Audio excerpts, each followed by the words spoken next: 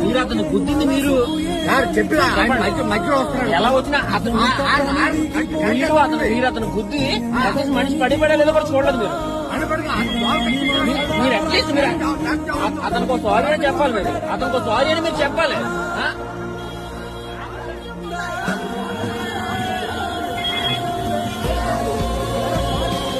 Sorry కాదండి,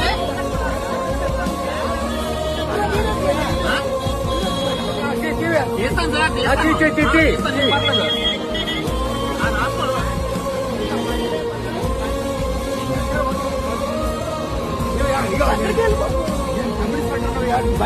sir మీరు ఎవరైనా అయ్యి ఉన్నారు సార్. అది సబ్ ఇన్స్పెక్టర్ మీ అబ్బాయిలు ఇచ్చేస్తారా?